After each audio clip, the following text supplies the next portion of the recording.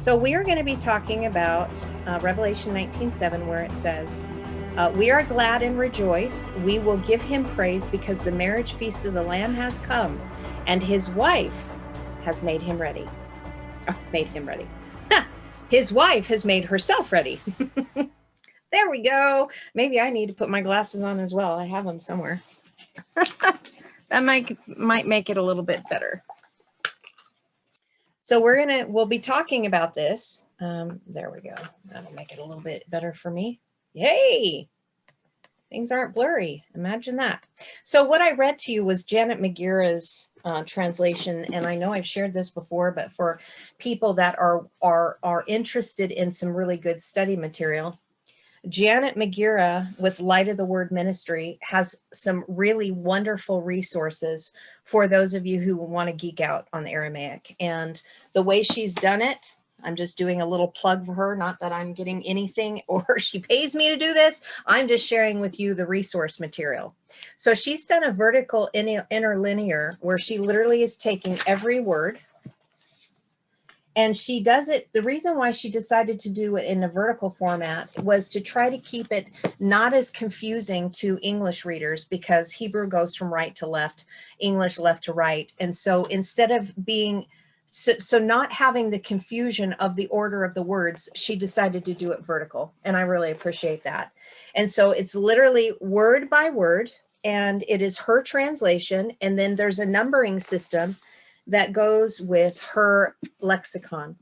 And out of all the people that I have gone and looked for resources in the New Testament, she has done the greatest amount of work in being able to pull all the information together for us to really see what is being accompanied, what is in the fullness of the Aramaic language, because even the Peshitta online leaves a lot out. It doesn't bring in all the concepts like what she's brought in. So, you know, to be able to have it, there's 3 parts, part 1, 2, and 3 of this, of her work. And then there's the lexicon. It's probably about $200 in resources, you know? And so, yeah, that sounds like a lot, but I saved up for it. My vacation money, I bought books.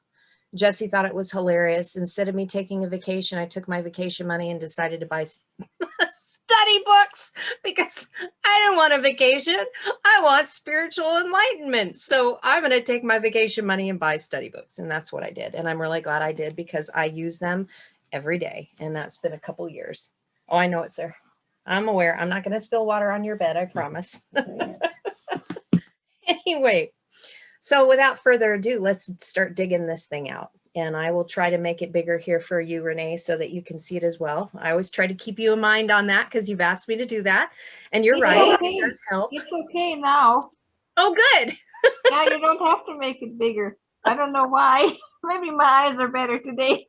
There you go. Well, it helps. It helps too, because if some people are doing it on their phone, you know, the letters, it just makes it really small. And instead of having to tap on your screen and enlarging it, I get it. So I don't mind doing that. And I don't mind using my little scroll bar to help with it as well. So the very first word that we're going to be looking at, let me make sure that's wrong. There we go. Sorry, there we go.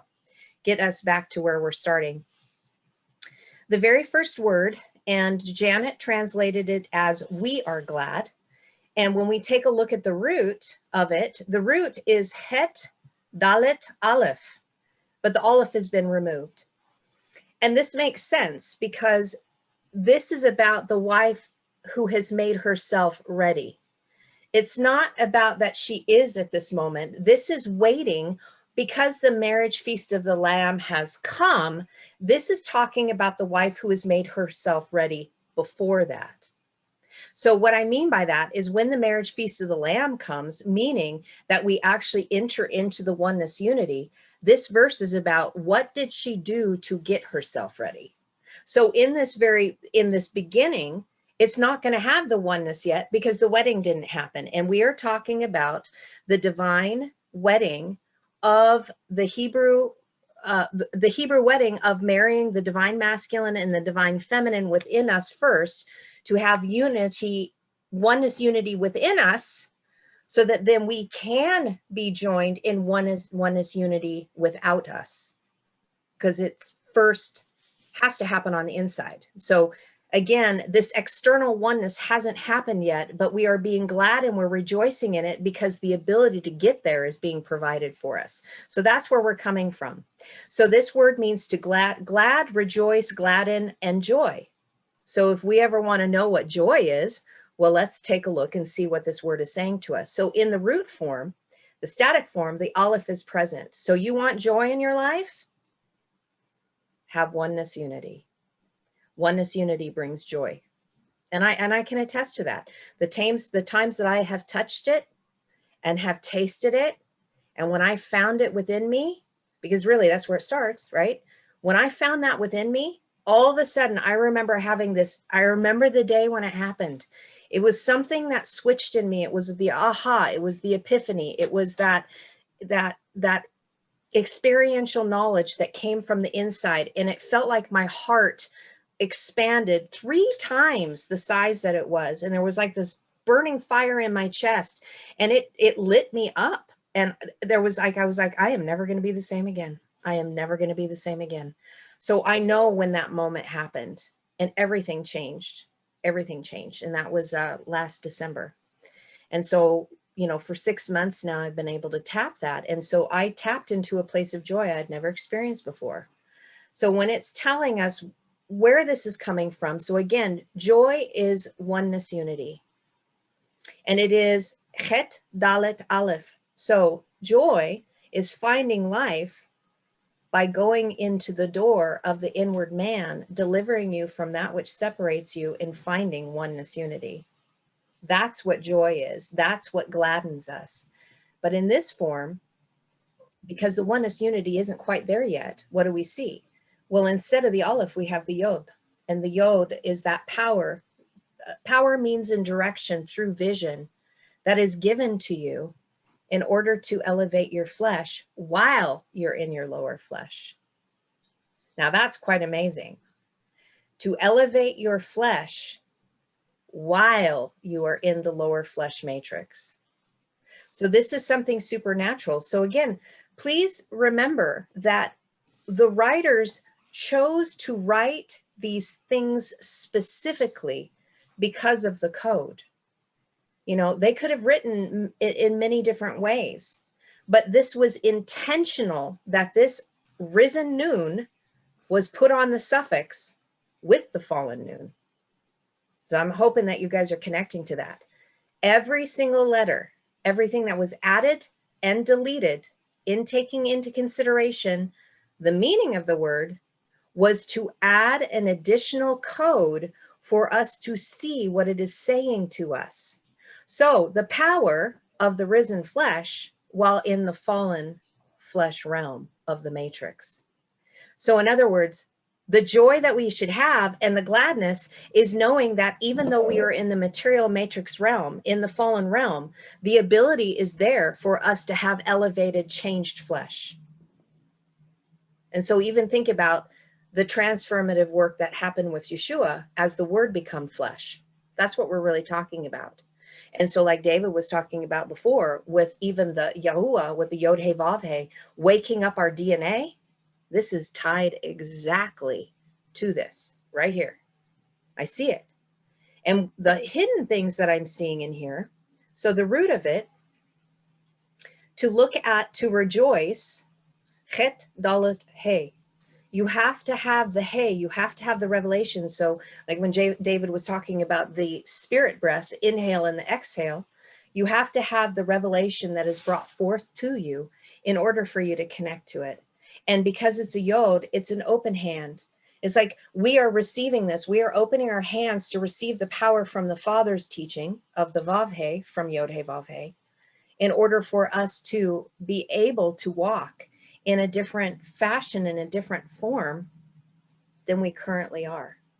I mean, we're loved so much that we are being given the ability to change us so that we don't have to stay where we're at as being poor and destitute. And this is meant for us to, hold on just a second. I see that there's stuff going on in the chat room and I'm not seeing the chat. So hold on just a second here to see if there's stuff. Okay. I'm going to try to keep this so I can see messages as well. Because when you guys show stuff, because I'm in full screen, I can't see. I can't see what you're saying. It's good stuff.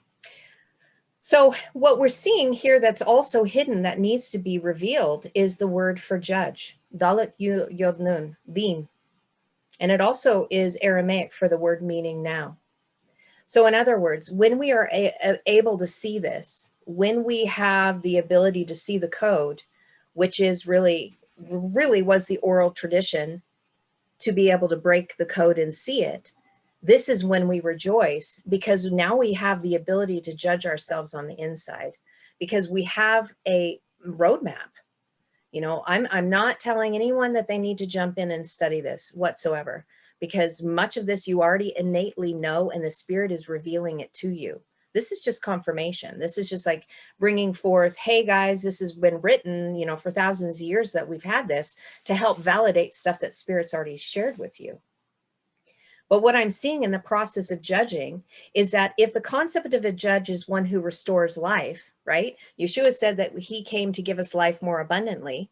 Well, when you take a look at this, the power was given to us to judge ourselves on the inside so that we could rejoice, because we could then judge ourselves and bring ourselves to the place of life, which is literally the representation of the letter Chet.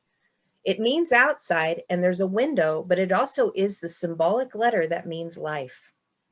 So this is restoring life back to us, to bring a pleasant and righteous life to you inwardly, so that you can help manifest it outwardly. And when I take a look at this, I'm seeing that rejoice that your flesh has been changed while you were in the material world, because you found life. You went through the door of the inward man, and the power was given to you to change it by the yod, by the work and deed of your own hand. Because it's not something that happens automatically. It's something that we work for by going within and having to face some of those things that we don't want to face.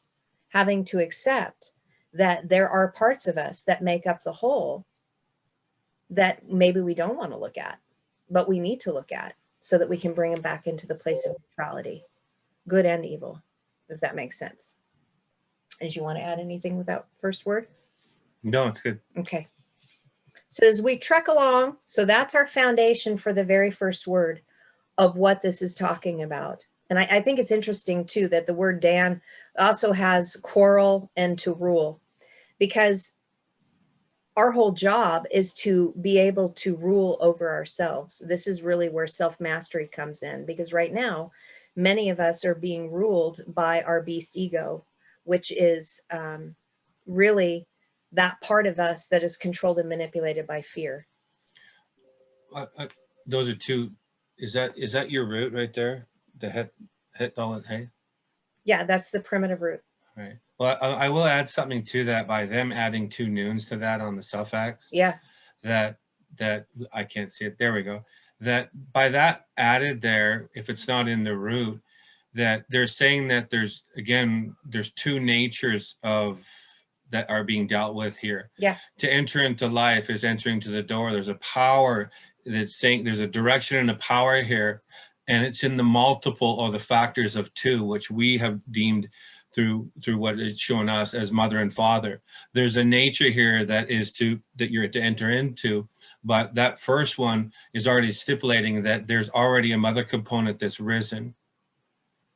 Or there's 2 natures here that are saying that these 2 natures go together for the fullness of one.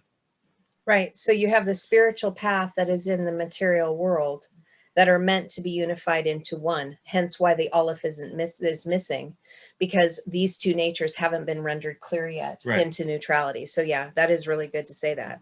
So I don't know if that makes sense to you guys. So the spiritual path has to be discovered in the material world, and you really can't divide the 2 of them, because when you spell out Nun, it's Nun, Vav, Nun, Sofit. So that risen Nun, that spiritual nature, is also connected to the fallen flesh, and they're not meant to be separated, because they are meant to be joined eventually into one.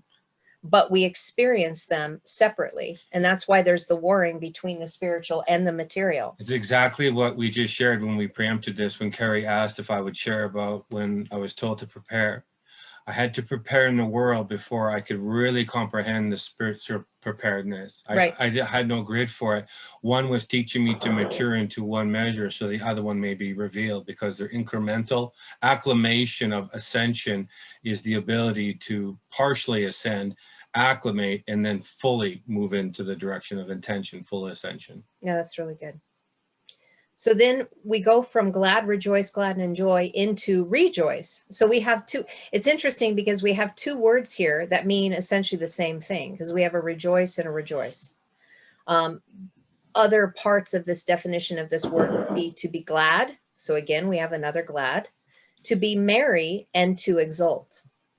So we have something that's added just a little bit more. And so when we take a look at where this word is coming from, the root of it is pe zadi het. Pe zadi het. So this one is actually, oh, hello. We've got someone else joining. Hello, Relentless Pursuit. Relentless Pursuit, thank you for joining us. I'm glad that you're here. So the pe zadi het, the difference being on this one has to do with the mouth. It has something to do with the mouth that is speaking forth revelation, and it's not a fallen pay. So this is not the language of the fallen material world. This is a risen language. And when I look at this, partly I see that with the Hebrew being the divine masculine and being something that is in this material world that is more on the horizontal linear fashion versus the elevated pay that takes it into a spiral fashion. Now, I look at it both ways because we do have the fallen language of the fallen world, which would be the alphabet, right? The alpha language that most people in this world do speak because it is one that is ruling over and subjugating us, and it's not really lifting us. But I also see that there's the two forms of the pay, because really one has to be established in the earth before the other can be lifted up. So the Hebrew is that establishing anchoring point in the linear fashion, horizontal divine masculine, because without that foundational piece, you can't build upon it, which was the whole reason why, boy, we're having a lot of people join us late. That's cool. Hello, Brian.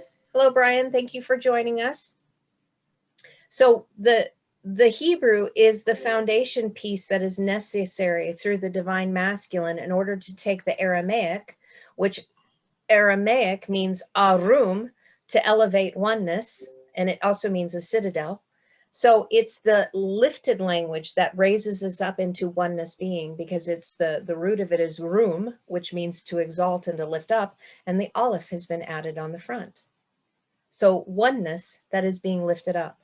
But you have to have the foundation first. You have to have the masculine and the feminine together, because even in nature, in the golden mean ratio, in the Fibonacci sequence, you can see the golden mean, the Fibonacci sequence that is all throughout creation. And so why wouldn't it be any different within us? And so these two things need to be taken in consideration. So that's what the pay is dealing with here. Zadi has to do with the journey that we're on to hunt and chase that which we are desiring. And then the chet, even though it means that we were once separated, it also means to find life. So we're hunting and chasing after life, that which is to give it to us, to have a pleasant and a righteous life through that which we're hunting and chasing after. Now, if this Zadi was in a fallen position, it means that you were hunting and chasing material in the material realm. But this is a spiritual hunting and chasing that is going to produce life. And that's the root of it. That's where we're coming from in this. And so when we take a look back, so that's the Aramaic portion, but when we trace it back to the Hebrew, so the foundational piece, I love this, it's to break out in a joyful sound. That's what the root of this word's. It means to break out in a joyful sound. So when these things are revealed to us, and then we take it to be glad and to be married, what is happening here? Because the root, in its static form, in its lump of clay form, is meant for us to, there's a breaking out in a joyful sound that is meant for us to really grasp a hold of. I'll get to you in just a second, Renee. I see your hand. Unless, is that a hand raising for a question? No, that's clapping. Oh, Okay, I clap with you, sister. I'm clapping. So I'll get used to it. I'll get used to these little symbols. I love the fact that you guys can do the little emoticons. It just makes me laugh. I love it. So we have to have the foundational piece before we can lift ourselves up into the oneness. If you don't have the foundational piece of the language to understand that we are all on equal playing field, then how can we all raise ourselves up? We need to be on the equal playing field where there's nobody up higher and nobody up lower for us to build upon in order to raise us up in the oneness unity. And that starts out through the golden golden rule, so we can begin to treat each other so that we feel safe around one another. That is first and foremost, is absolutely has to have that happen to establish trust again, because this world has given us much to distrust. And so we need to be able to establish it within us so that we can raise each other up. And so what this is sharing with us again, and I think is profound in what Ken was saying before on the other previous word, this noon, this prefix is added. This is the exact, or sorry, suffix. This is the exact same suffix as it was from the previous word. Mm-hmm.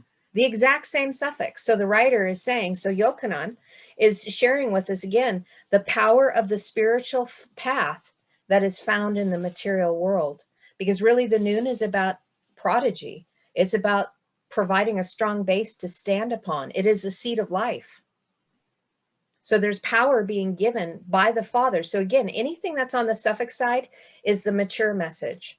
This is more the meat of the word. This is not the milk of the word. This is for one who is, and again, this whole thing is about the wife. So this is moving us from the place of betrothal as the bride, be truth, as the bride, into getting ourselves ready as if we are already the wife. Does that make sense? This is one step further than just becoming the bride. And this is the power that is being given to the betrothed to change and elevate their flesh while they're in the matrix, the material world. And it's telling us how to do this. But look at this, you guys. I think this is so funny. Because on the prefix side of it, on mother's side of it, so again, mother's teaching us the golden rule, right? And it's more of the lower spiritual adolescence. You need to connect to mother to realize that you actually entered into death in order to find life. I find that so funny. I don't know why. I just think it's funny because this is literally the word here for death. So mother, connect to mother. She's going to let you know that you entered into death in order for you, so she can speak to you revelation, something to hunt and chase after so you can find life. Does that make sense? Because really, as soon as we enter in and we incarnate in a flesh suit, it has an expiration date. This flesh suit is on the place of the path of death because you've entered into it for the experience. But rejoice that there's something that you can find that's going to bring forth life and give you the power to change your flesh. But you need to recognize that the whole purpose of death in our flesh suit is to humble us, because that's also the Vav is speaking about connecting in humility and teachability while you're here. Yeah, I don't know if people are connecting that mem tav is mut and that means death, but in really from another perspective in this too is like, this is where it throws people a little bit, because when we say life, like we're seeking life, but we don't, death is really not really comprehended fully, and nor is the dark. But what this is really even saying too is to connect death correctly, that you're going to have to speak and desire life. You're going to have to chase and hunt with the power, means, and direction. There's two noons, is even one is more of a flesh noon and the other one is a light factor, because it's talking about zera, it's talking about seed and prodigy. But when we fully comprehend oneness, we will know life and death is one. There is no separation. We will know good and evil is one. There is no separation. It is simply knowing what is and what is not through the experiential journey of what it is in that experience. So we're going through it to reveal what is already within us. And this is how we're going to find out what death truly is. Well, and here's the fun part about this. We are breaking out of death because it means to break out. We're going to break out of death. Are you guys connecting that? I mean, that to me is super exciting. That is why we're going through all this and why we're preparing, so that we can bust out of death, to not have to keep going through these cycles again of death, rebirth, death, rebirth. We are going to be busting out of that. That, to me, gives me a reason to rejoice. So we bust out of that because we found the spiritual path that gave us the power to bust out of the fallen flesh matrix. That's super exciting to me. Woohoo! Champagne bottle. Sorry. I'm not sorry. I'm not going to apologize for my enthusiasm. I get excited with this stuff. Oh, okay.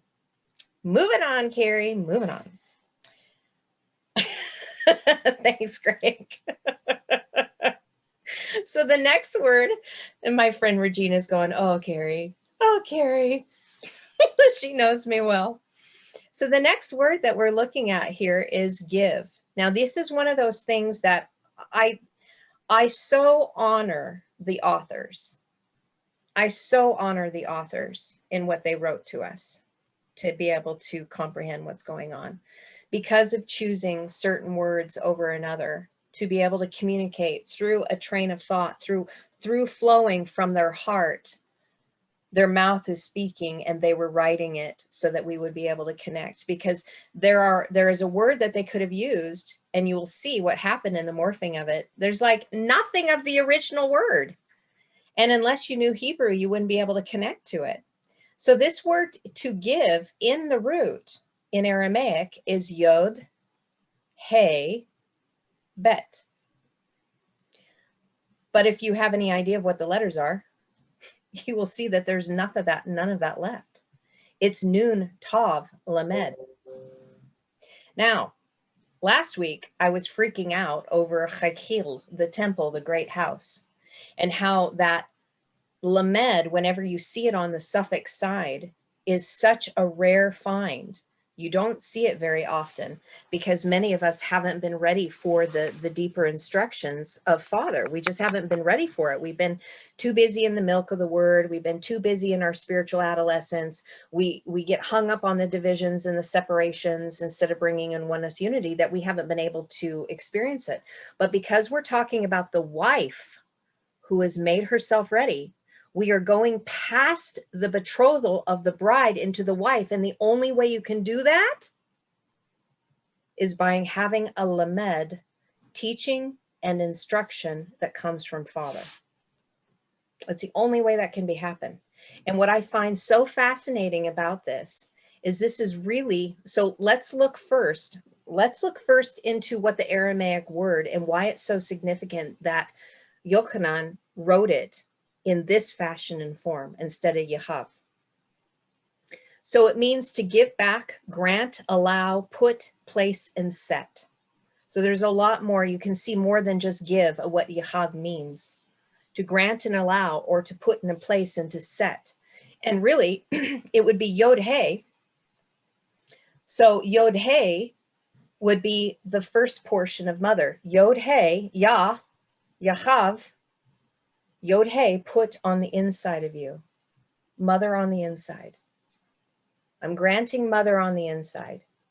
Okay? She's being placed within you. So again, we're talking about the divine sacred wedding, but something else changed. It morphed. But the reason why we need to see this is because the reason why it morphed was because there was the process of becoming that took place. Because when mother is placed on the inside of you, there's much that changes on the inside. The frequency changes. Bet Tav, the 222, the two paths of the 22 letters that build you in love, going from Ben, son, to daughter, Bat, as one who is built, one who builds to one who is built. So this is definitely going from the bride into the wife because of the process of building as being truth, to become that which is as built. So the way we see and what happened here is that it's an idiom. So an idiom is a group of words established by usage having a meaning not deducible from the individual words. So as we know it, It's raining cats and dogs. We know what that means. But if somebody that wasn't familiar with that idiom, they would be going outside literally looking for cats and dogs being rained down on our heads. That's not what we're talking about. Or to see the light, right? So a Hebrew idiom is much like this. And this is an idiom for fruit. Yielding, producing, and bearing fruit. So that should be connecting with other scriptures, even in the English, about what the fruit of the Spirit is. Love, joy, peace, patience, kindness, goodness, gentleness, faithfulness, and self-control. Having those 9 fruits of the Spirit, those should be, you should be yielding and producing that. Because the way this word was written, that means that the wife is doing these things because she has become all of these things.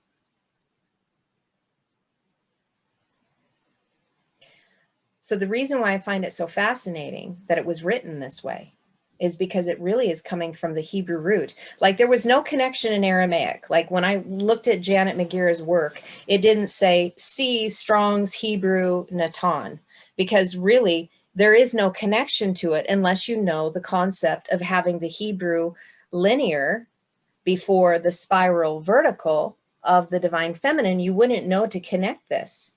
And this is what I find this so fascinating. And I apologize when tears come up, and I just need to stop apologizing, because sometimes when I see what is going on and the beauty of it, it really chokes me up. Because the root of this word that is trying to be conveyed to us is from Natan. And Natan is a very beautiful word, because this is part of what I've shared with you before, the word Antun. Antun is the giving of that which will make your flesh change from the word to become the word made flesh. It's literally the gift from the groom to the bride, be truth, so that she can become the wife. So this was brought in. This was brought in and written this way. So Yahav, which is the normal Aramaic word, was completely not even utilized in here, because the fruit was already present. The bride had already become this measure. And so now, because she was the bride and already became that measure, it was given the instructions of Father. And notice the nun is no longer fallen. So the reason why I get moved by this, if we take a look at what, especially what Ken brought to us to look at, here is the nun and here's the fallen nun.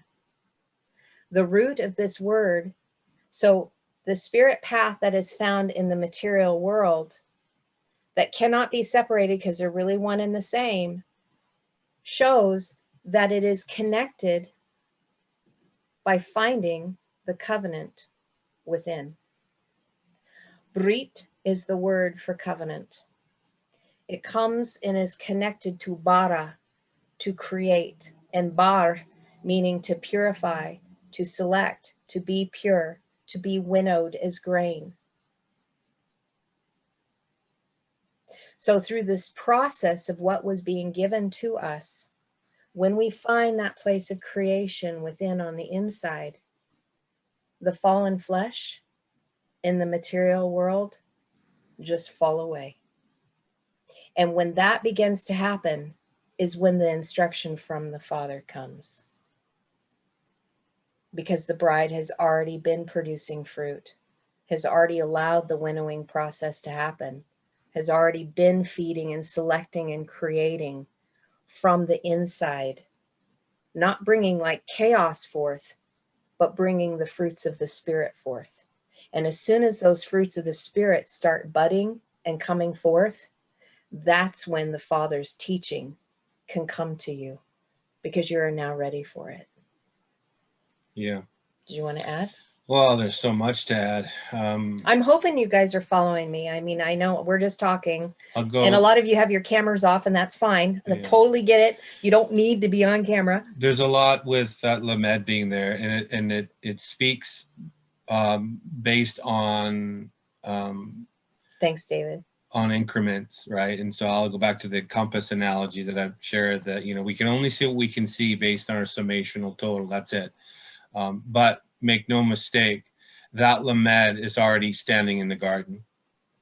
the garden is within us. We're not going anywhere per se other than an inward journey. And for that Lumet to be there, it means you've self-navigated, you've come full circle, that your tree is now producing fruit. Welcome back to the garden. In the midst of you, right, mother and father are now able to join as one. And now there is a morphing going on here that is allowing you to bear fruit. This is a teacher of an established one that is resonating to what the intention was in the garden. I mean, that's a lofty concept to realize that we need to remember, or at least we're best, you know, we if we can see it correctly, remember that this is schematics. You're looking into your own mirror. And Yes. so this is DNA speaking back to you, or us as a potential of who we are yet to become. And for those who've already become, or welcome to the opportunity. Again, it's increments and degrees on a circle that allow us to come back to the fullness of the garden. And that Lumet is standing in the garden saying, welcome home. You are now a light bearer that is producing fruit of the tree. This was always the intention, and you've journeyed correctly. I love that. That's actually a really good segue to the next word, because in Aramaic, this next word is generally a standing Lumet by itself. It's all by itself. I like looking, when Carrie does this, I don't look at any of her work until I just come in the room. I don't like to preempt it, but I love it when we are able to see things and say things and then have it affirm itself by what comes underneath it. To me, yeah. So in other words, so Ken will say things Spirit is telling him, and then I'll go, hey, good segue. Because for Lumet to stand alone, we need to really comprehend, it's an establishment. Like that is a standing light bearer. That would be a patriarch, a matriarch, a completed vessel. That's a big deal for Lumet to stand alone. Well, and what's so amazing about this Lumet standing alone, when we take a look at the letters, and so just to give you some deeper insight on this, because if I could sum it up in a short, if I could sum it up into something short, yeah, right, Carrie.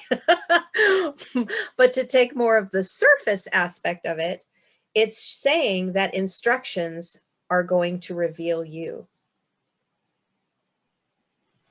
So in other words, when we are instructed and when we learn, we are actually, the whole process of it is to reveal you. Because again, this revelation is about the wife, and this is about us becoming unified into one. And it's meant to reveal us. You know, it's not, that's the whole point of it. I was checking, earlier with Regina about all the masks we wear. And when we talk about being authentic self, many times people will just use that as a cliche word. We need to be authentic. But what does that mean? What does being authentic really mean? And so when we decide to take off our masks of the roles we play, it's really about revealing the trueness of who you are. So a role that I play is Ken's wife. A role that I play is Jesse's stepmother. A role that I play is Regina's friend. The truth is that we are all one. So instructions will reveal the trueness of who you are without your masks, without your roles, because we all play roles in this theater, this grand theater called life. And these instructions are meant to reveal the true you, not the role that you play, but who you are in the core essence of your being at the soul level. Not the job that you took on, not the narrative that you came in to be.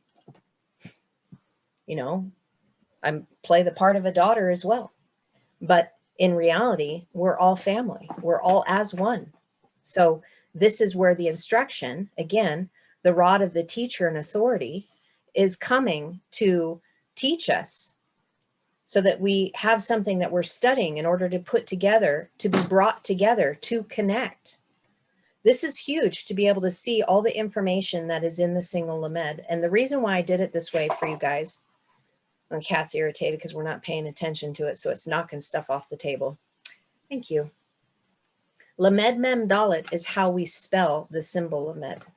So again, for those of you that are here that don't have that information, or you didn't know this about Hebrew and Aramaic, every single symbol is actually created by other Hebrew symbols.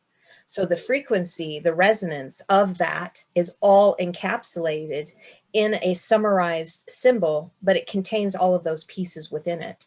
So the Lamed Mem Dalet is the teachings of the living water that are meant for you to go through the door of the inward man to reveal to you your weak and feeble position so you can deliver yourself of it. And it's like a bucket from a deep well that you're bringing water up and out of you to reveal who you really are. And so within that Lamed Mem Dalet, the literal word that spells the symbol, it is the rod of the teacher. This is where we get our authority from. So if you wonder when people are speaking from a place of authority, it is because they've been instructed in the way of whatever they're speaking on, and they've been given the authority to speak on it because they've become that which they've learned. And when we look at the Hebrew and the Aramaic, the whole purpose of instruction is to bring us together so that we can connect dots, so that we can connect with each other. And the purpose of that rod, staff of authority, is when you have a teaching shepherd of light come into your life, because all of us are a teacher in one aspect or another, depending on your sphere of influence.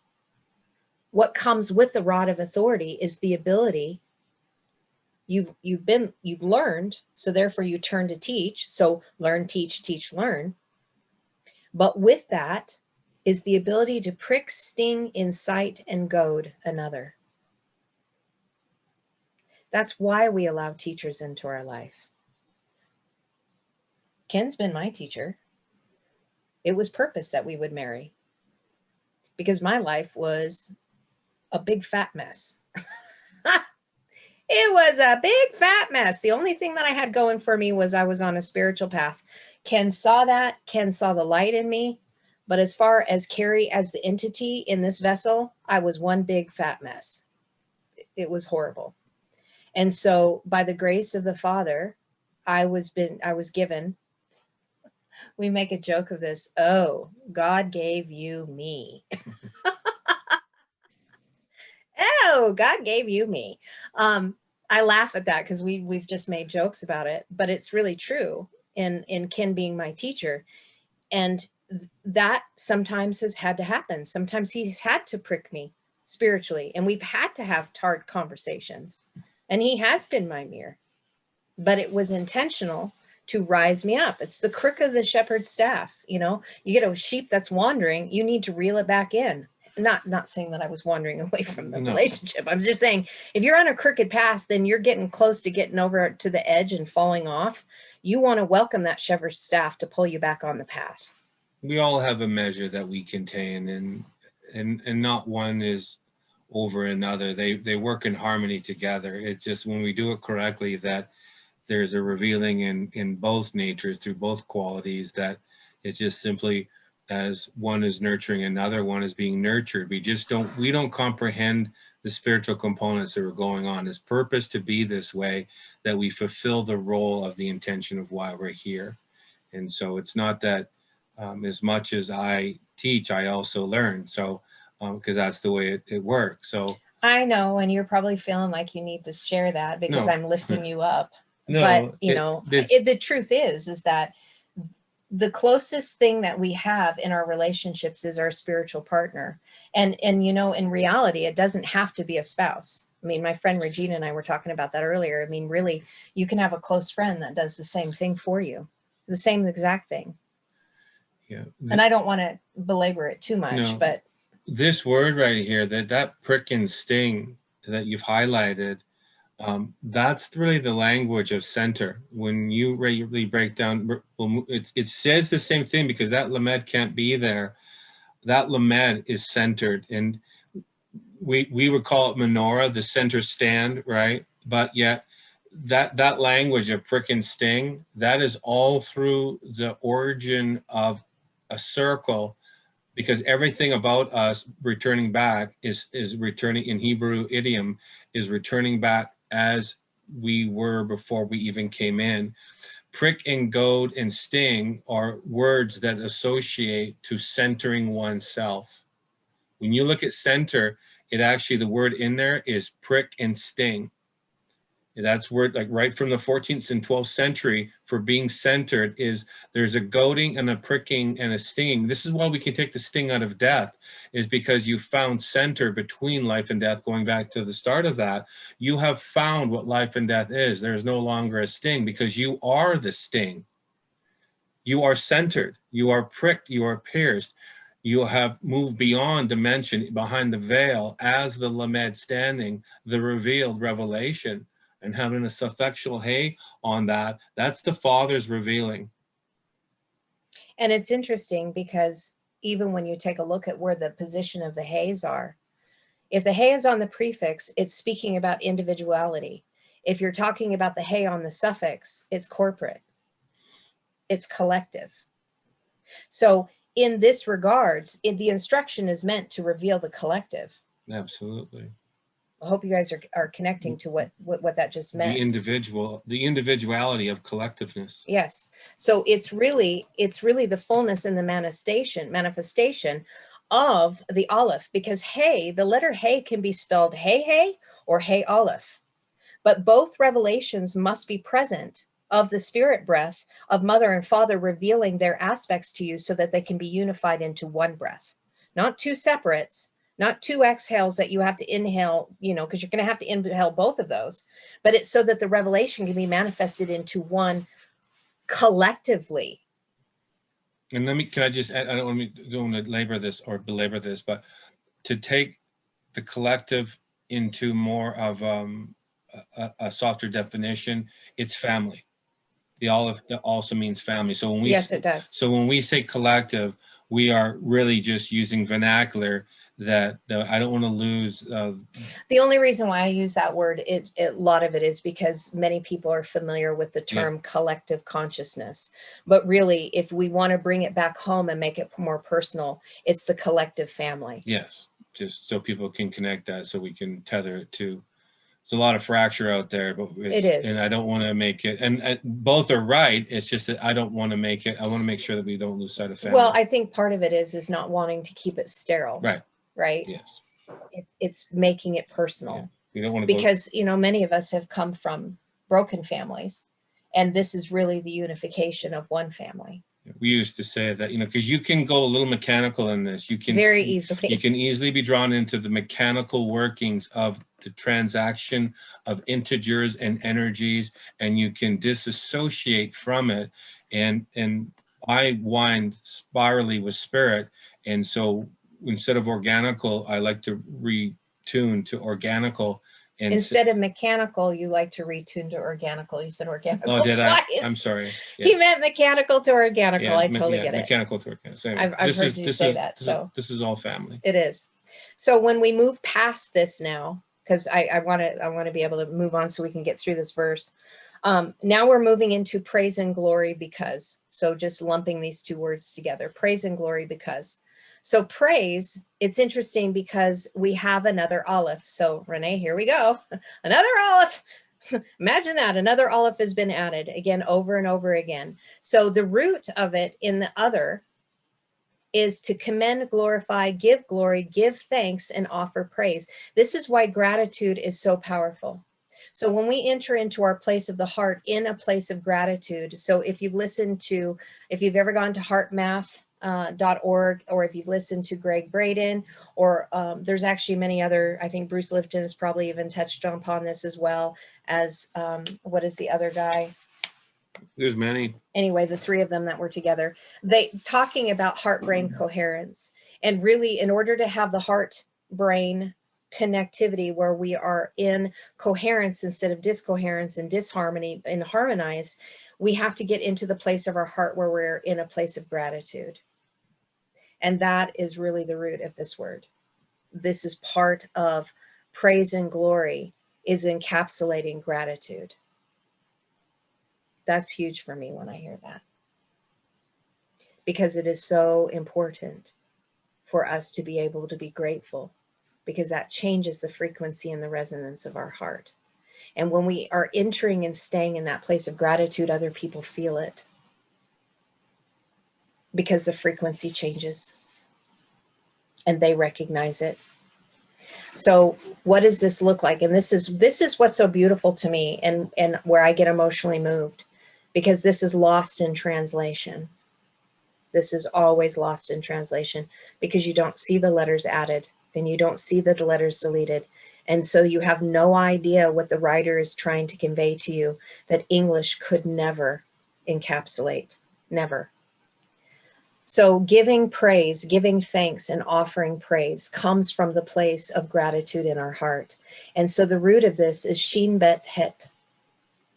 And right in the middle of Shin Bet Het is a Vav. So this is letting you know that you're connecting to the center of your being, which is your heart. It's been pierced and you've connected to it. Which is just what I was just sharing about the place of gratitude in the heart, when you've connected to it. It's a completed circle if it's pierced. And it is, because we have the word shuv, to turn. Fully turned. To fully turn and return back as if an offense or a separation never happened. This is a garden. You guys, turning all the way around and entering back into life. Chet. From the place of death. Because when we entered in, death said that we are separated from. We are turning back into the place of life where we're realizing that we were never separated to begin with. And we know this because our heart is pierced and innately it is revealed to us. Our head gets in the way.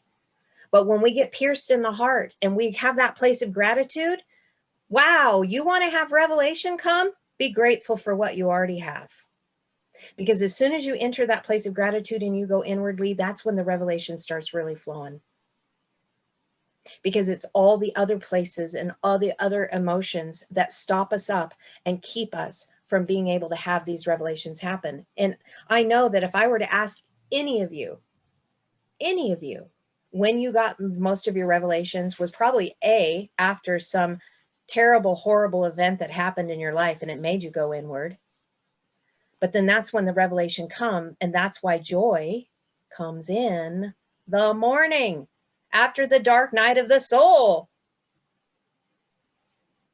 When you have to face those things, because that's what pierces you on the inside. So that's what it's talking about. But look at this. This is amazing. So Shin Bet in Aramaic means to let down, lower, descend, and to come down. So when we hear about the glory coming down, we want to bring the glory down. I'm kind of making fun of that because before I didn't know what I was saying when I was in the Christian church, and we would sing about it, we would pray about it, we would praise and we lift and we worship. We want the glory to come down. Well, what is the glory about? Well, the glory means you are going to have to go through the fire. You're going to have to return to the fire. And you're going to have to be willing to let the fire in on the inside to purify you. To build you. To build you, to pierce your heart so that you can find life. Because you were once separated. Now look at the beautiful thing that is added that was never conveyed in English. And this is why the writer wrote this. There's a tav on the prefix and there's a tav on the suffix. Mother's covenant, father's covenant. As one. That have been unified as one. That's praise and glory.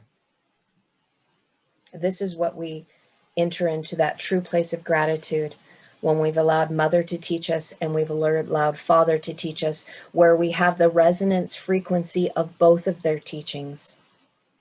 We grasp a hold of the power of the golden rule where we were externally oriented, so people felt safe about us.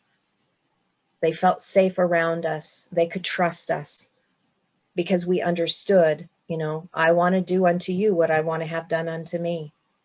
And then the inward work starts through that spiritual journey of Father, where we became his frequency.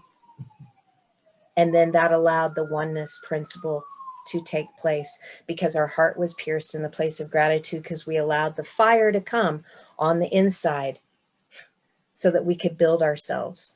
How incredible is that, you guys? I mean, I'm just like, oh my gosh. So you want the glory coming down? Well, you need to allow the fire on the inside to purify you, to deal with your fallen flesh. because it's the fallen flesh that keeps us separated. That is why the aleph is added here, because if you've allowed the fire to come in to clean you out of the lower beast ego nature, that is what always keeps us separated. The lower beast ego nature will always keep us separated because that's the only way it sees is being separate. And then you get the tribe mentality. Hey, if you look like me, you talk like me, you think like me, we can join. That is artificial. That is not sustainable, because as soon as that person misbehaves and does something you don't like, you kick them out. Oh, I caught you playing cards. Oh, I caught you putting makeup on. Oh, you went to a dance? I'm making fun of it. But these are all the rules and regulations that the ego puts up. That has nothing to do with oneness unity. I don't care if you wear makeup. I don't care if you have piercings all over your face. I don't care whether you wear makeup or you don't. I don't care if you wear pants or a skirt. Makes no difference to me. Oneness unity is the Christ anointing.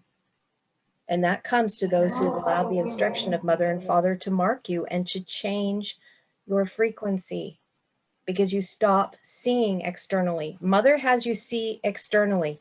Father helps you see internally.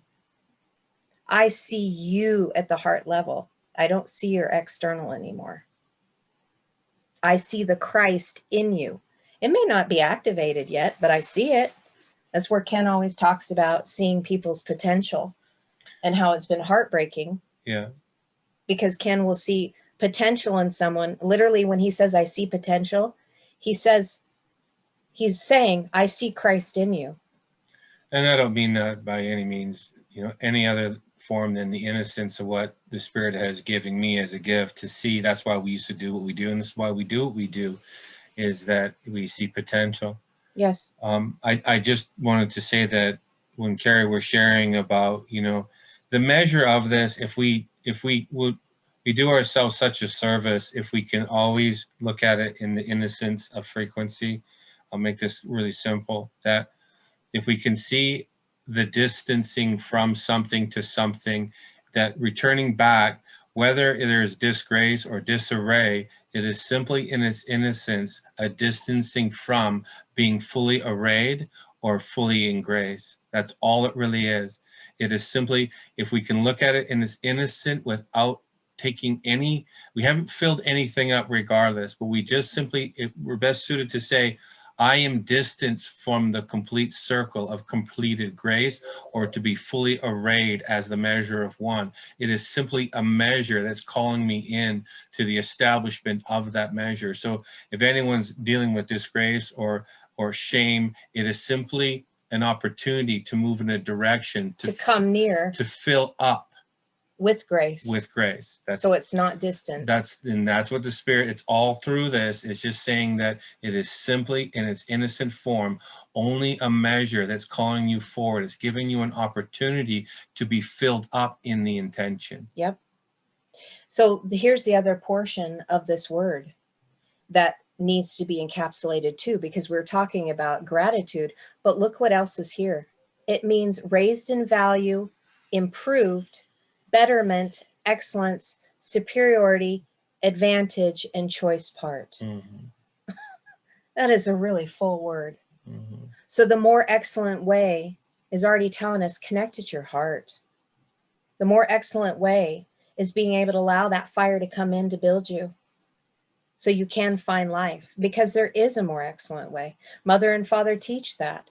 And it becomes a more excellent way when you have both of their covenants, when your frequency has changed to meet the measure of that which they've been teaching you. Oh my gosh. Wow. True sovereignty. True sovereignty. Going from the bride to the wife. Now here we enter into this word. I find this interesting too, because this word because seems simple, right? Just, we can glance over it. But this word really has the meaning of using parables, speaking in parables, and to compare. So this whole thing is a parable for us to look at so that we can compare where we are at to where we are going to that which we are to become. Simply a distancing from. distancing from, or a drawing near. And look at this is what you begin to see when you spend time in the language. And the Spirit says, do you see what's going on here? Because right in the middle of this word is a tet. And whenever there's something in the middle of the word, it is talking about the inside of you at the heart level. Tet is a letter that means to wrestle. In part of it. I mean, there's more there. A surround. There's a lot. There's a lot. But in a nutshell, whenever you see the tet, it's really saying you're going to wrestle with a message, and you're going to wrestle on the inside, because it's the tet's in the middle. You're going to wrestle on the inside. And what are you going to wrestle with? Well, first you entered into the waters of chaos, and because you entered into the waters of chaos, that's automatically a wrestle. But you're going to wrestle with the instructions that are coming to you from a teaching shepherd, because you're going to have to be goaded, and you're going to be urged on, and you're going to be pricked, and it's going to incite you in a lot of ways. But here's the beauty. Even though the tet is here, on the outside, on what flanks it, is the word mel. Now we've connected mel to the word melliferous, which is honey. Mel is the old ancient word for honey. So if you know the word, you can probably connect to some scriptures about the honey being sweet. But it's also how they used to teach Hebrew children.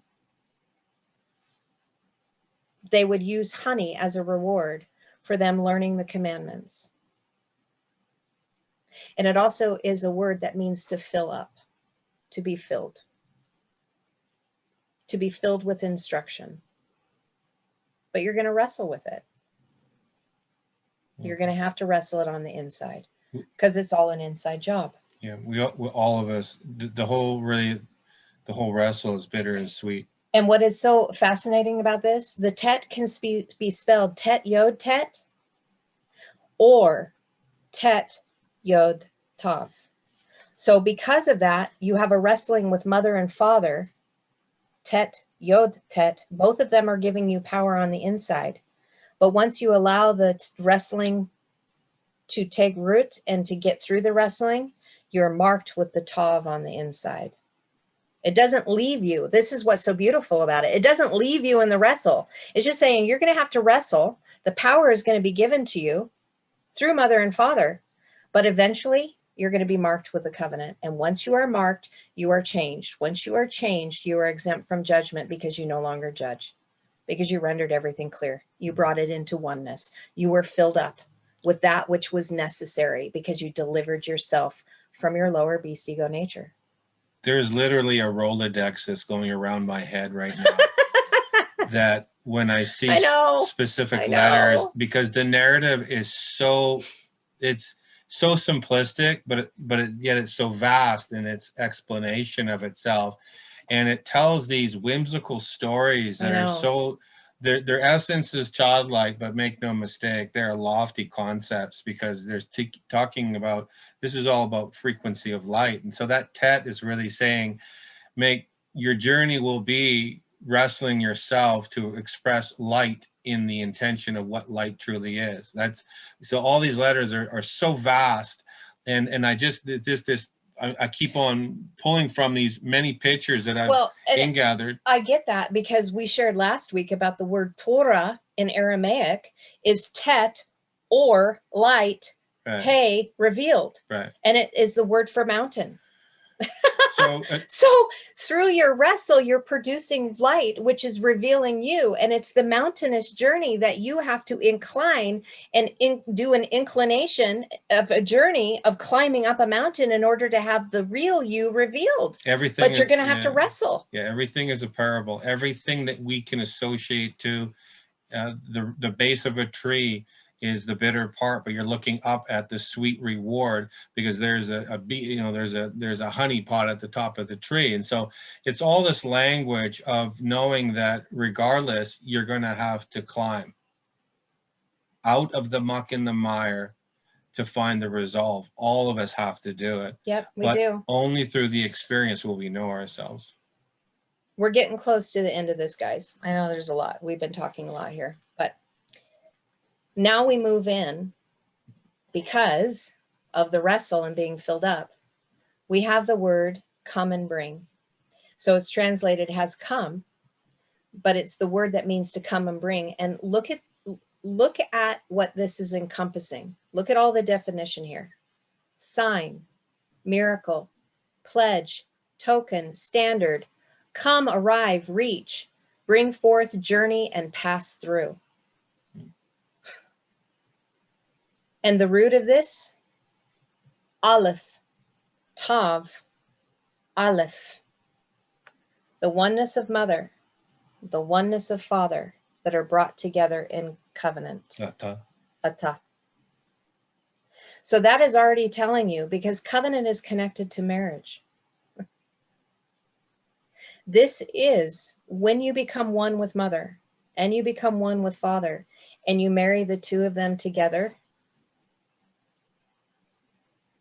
You have just become a miracle, because you were divided and you're no longer divided. And you become a standard as a sign and a beacon for others that you have come to the place and you have arrived. And it's showing you that to get to this place, because that would be the lump of clay, that would be the static position, it actually would be the place of neutrality because you've already arrived there. It's saying, how do you do this? How do I become this? You have to go through the door. You have to go through the door on the inside. I was just going to say that, yeah. You have to go through the door. This is not an external work. As Ken always says, and we both have said, it is an inside job. And you need to see the parts that are weak and feeble on the inside, the things that are dangling that you need to connect to. And you need to deliver yourself of that. This is the mistake that we've made in believing that one man would do it for us. Well, he showed us the walk and he showed us the way, but it is an inside job that we must do. He became this beacon. He became the beacon and the miracle for us because he was one with mother and one with father, and he married the two in the covenant on the inside. And he became that miracle and the beacon so that we could see the walk and the way of one so we could become it. And instead we built a religion around him and about his life and about his suffering and about this and about that, saying that he did all of that for us. And yet with that same message, nobody changes. They do the same behavior over and over again.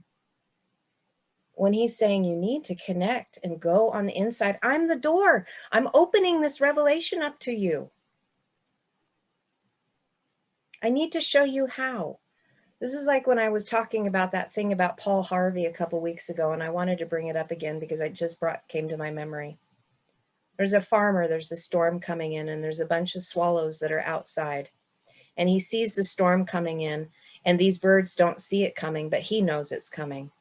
So he wants to open the barn door so they can go inside to seek shelter. But every time he goes in and he tries to open the door and to show them how to get in, they get scared and they fly away.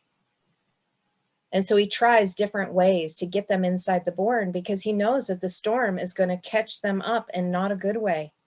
And so he finally says to himself, if only I could become the sparrow, then I could show them how to get into the barn by leading them through it, by becoming it and showing them the way. Yeshua came in the form of man to show us the way to enter into oneness unity. And that is why David was talking about John chapter 17, about becoming one. He was showing, and he said, I and my Father are one. And I wish that you guys would understand that. I wish that you understood that we were all one. I'm one with you. You're one with me. We're one with the Father. We are all one. And he came to show us that. Instead, we lifted him up and we rejoice about his death when really he came to give us life to the living through his life, not through his death. It was showing us that we could become one. But we have to go inside to have this discovered. And here's the beautiful part. This is where I just get really choked up on this because I'm a word person. It's attached to my heart. My love language is words of affirmation, and I see affirming words all over the place in language. It is love letters to me, guys. It's to all of us, but you know, I make it personal. It's my love letters to me, and I get to share them with you because we're all one. So it's the door through the Aleph Tav, the beginning and the end, through the sacred language. Because when you look at every letter, Aleph, Bet, Gimel, Dalet, Hey, Vav, literally there is a spirit journey that is laid out through the letters from the beginning to the end. And then it's marked with the second covenant. So in other words, the door came to bring us the sacred languages, the Aleph through the Tav, the twin covenants, so that you could be marked with a different frequency. And that is what we just saw. You guys, please connect this. This is what we just saw right here. The covenant of mother and the covenant of father that have become one. That's right here. Inward surrender is really the sovereign stand. Most of us surrender outwardly to a world perspective, but this inward surrender is truly where we stand as sovereign. This word right here is saying this is the door to the 144, the Aleph Tav Tav. Yes, Ken, I love you. Yay, I didn't even see that. Why didn't I see that? See, this is why I love my husband being here, because he catches things that I don't. It's like I throw stuff out and he goes, hey, by the way, my friend Regina does this too. Hey, by the way, first letter of the Hebrew alphabet, Tav, second or 22nd letter of the alphabet. So the 22 and 22 is 44. Yeah. The door to the 144. It's given freely as an opportunity, but can only be found on the inward really surrender. Like to see it, to say it, to become it, they're all calibrations. A miracle would be you become resonating to the frequency of one, but that can only be done through the 22 of mother and the 22 of father. This is a sign, this is a beacon, this is magistrate, this is the lofty place. Absolutely. Of one that connected family. Yep. And the idiom is as a plant that you produce and bear. This is a completed tree that's bearing fruit. That's amazing, because you become the miracle of that. Yep. You've made it home. This is a big welcome home. It is. And that's why the next word, good segue, has to do with festivity. There you go. With a feast. It's time to celebrate, guys. I love this. So I'll try to hurry up a little bit more. Not that I want to skip over anything, but I really want to open up. And at 3 o'clock, if you need to leave, go. But we'll stay on for another half hour so that you guys can share your thoughts on this and connecting to this and see where it hits in with you. But this is the place where we come as a festivity. Now, it's the marriage feast, because remember, the wife has made her ready. And what I find so beautiful about this is that it is Sheen, Tav, Aleph in the root. But again, the Aleph wasn't added yet, because we're coming to the place where the wedding is going to take place. This is a whole verse about preparation, and we can't lose sight of that. It's coming here. The last word is about preparing. This is what the wife does. This is what she's been doing. This is the garments that she's making by the frequency of the mother and father, and what is revealing to bring forth the oneness unity, and everything that she's been doing to get herself ready for this time, for when the glory is coming down to reveal us as the wife, no longer the bride. We entered into be truth, and now we've become. So this is the celebration. And look at where the root is. It's Sheen, Tav, Aleph. And look, we have the two Tavs again. And interesting, what's that word, Ken? What are we looking at here? What's Tav, Vav, Tav? Thoth. Thoth. Emerald tablets. Wisdom. Tav, Vav, Tav. This is literally how you spell Thoth. Love connected to love. Love connected to love. Or wisdom connected to wisdom. And I love this because Sheen Tav also by itself, just Sheen Tav, means a foundation. So what happened? They came through the waters of chaos and they made a firm foundation. connecting both of the covenants, because of Av, they connected both covenants together. And they are going to be revealed as those who did connect it, because they went through the waters of chaos, which is also the teaching, the living water teachings, and they allowed the fire to come into their life to deal with their flesh, their lower flesh, so that their foundation is now firmly set. Oh my goodness.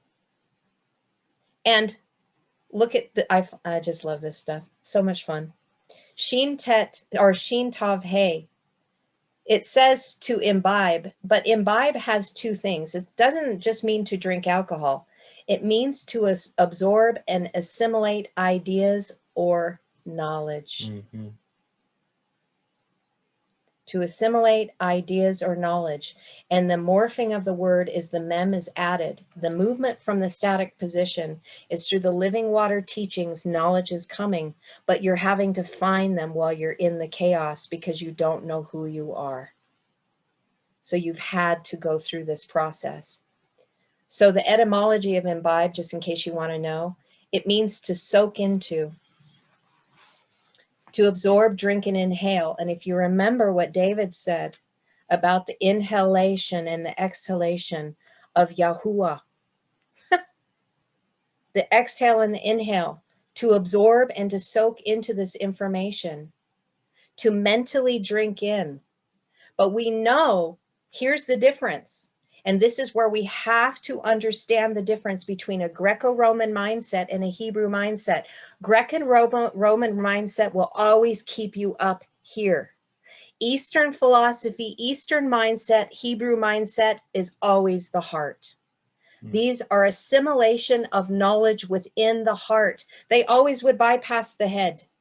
It was always into the heart that then affected them through what they would think and ponder about up in their head, but they always let their heart direct them. Mm-hmm. Ego directs you from your head. Spirit and soul of connecting with source leads you from your heart. And that is what this is about. And we cannot put it into the Greco-Roman mindset, or you will miss the whole reason why the bride made herself ready and became the wife. It's always the heart level. The pictograph of Thoth, just a quick little parentheses here about Thoth, that Thoth's picture, the reason that he had the beak is that he was given, it's called the rostrum, R-O-S-T-R-U-M, and it means, by definition, it means a platform. It's what the pulpit is. The pulpit is a rostrum, but it also is defined as the beak of the bird. It's a very extended place to speak, to reach. And so Thoth is speaking from the place of love. By connecting mother's love, he is speaking the revelation of father's love. And because of his knowledge and wealth of what he has retained in his heart, that pictograph picture of him with the bird head is really saying, in that picture, is saying he is speaking as a rostrum. He is projecting far and wide to connect mother and father in one love. And so if you're interested in why he has that long beak, it's the It wasn't because he had a bird head. No.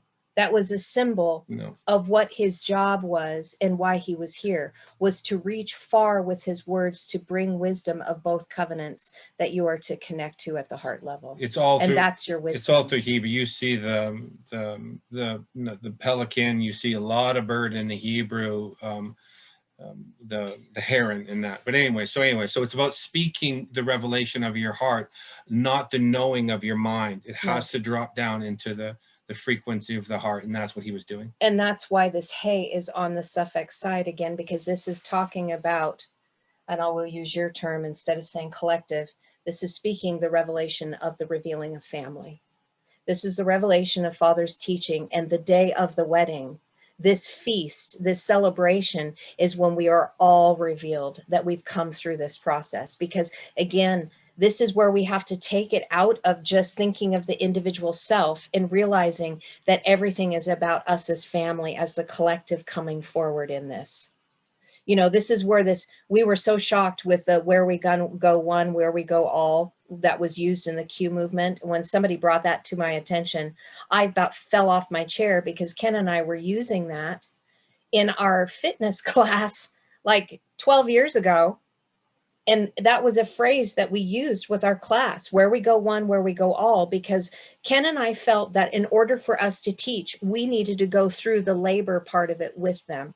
We never taught a class standing and ordering people to do anything. If we were going to make people do 50 push-ups, we were getting down and doing 50 push-ups with them, because there's no reason and no way that a good leader should ever tell anyone to do anything or direct them in a mode, in a way that they're not willing to do themselves, because otherwise you are serving yourself. You are not thinking about the collective of the family and journeying it together.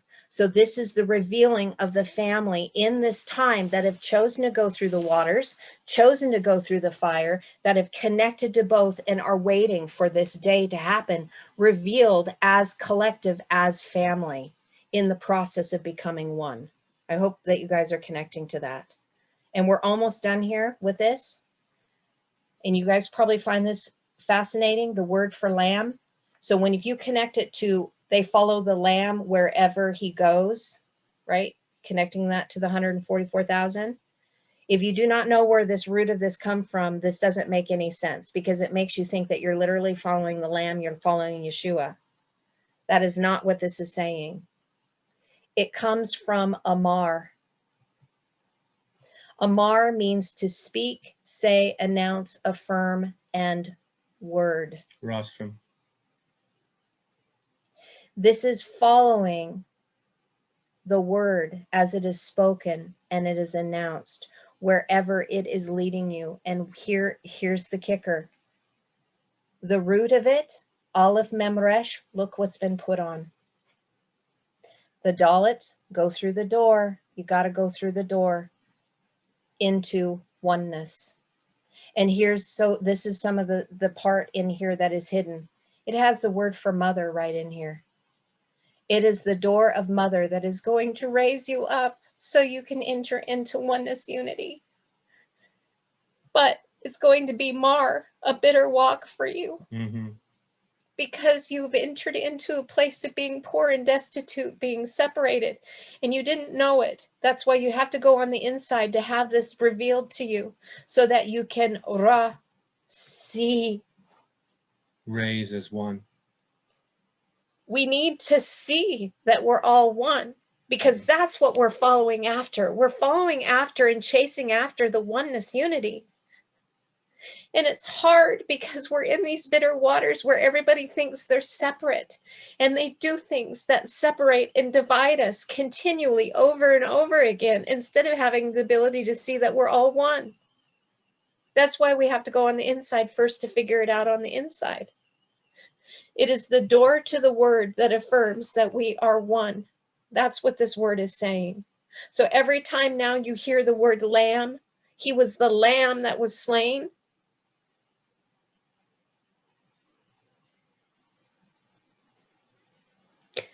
One of the reasons why they crucified him is they didn't understand that they were all one. Because if they had understood who he was and what he was saying, they would have never killed him. Because they were really crucifying themselves.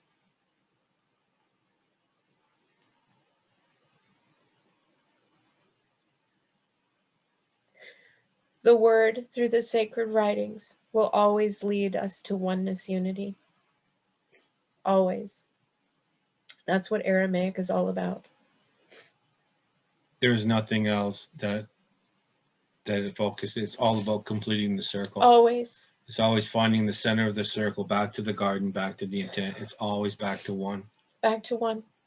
And then we finish up with the word wife. And what we were sharing last week, and we were looking at the word Nasha, Nun, Sheen, Aleph, instead of this word, it was to lift us up. The difference with wife, of what we can see, what Yochanan was writing, was again this place of revealing. Because it should have been Aleph, Nun, Tav, Tav, Aleph. The reason why the woman, the wife, made herself ready is that she's already gone through all of this. She has become the Word made flesh. She has both covenants. It was the one spiritual path, Aleph, the one spiritual path, Nun, that she journeyed, the twin covenants that she carried, and she is waiting to be revealed in that day. And she is standing as connected to Mother in humility, continuing to staying teachable and humble, waiting for the day when all of humanity is revealed as having become one. This is the wife who has made herself ready. This is the one who is prepared. Again, arisen 144. Yep. Arisen, Nun, 1, Aleph, 44. This is just someone that's done it in the circle of time. They've condensed in the process of time, and they're simply waiting to be revealed.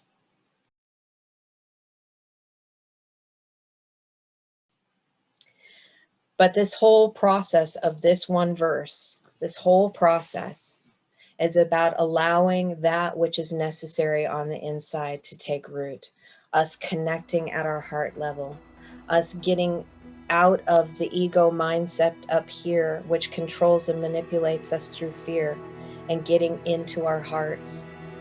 Because that is the only way that this is going to be birthed forward and birthed forth into our reality, is by us becoming it first. You cannot bypass your heart. And I don't believe that any of us here have done that.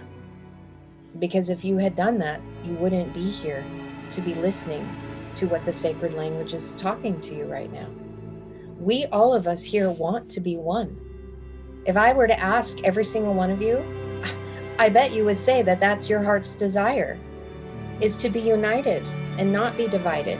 We've had enough of division. I don't know about you. I'm done with being divided. I'm really done with it.